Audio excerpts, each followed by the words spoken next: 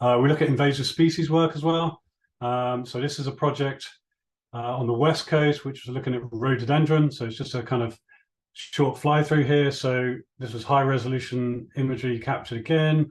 And then based on just the RGB imagery, we were able to map using machine learning processes, automatically map the rhododendron distribution with ground control mapping of rhododendron and other potential kind of green areas such as holly and areas of ivy and so on.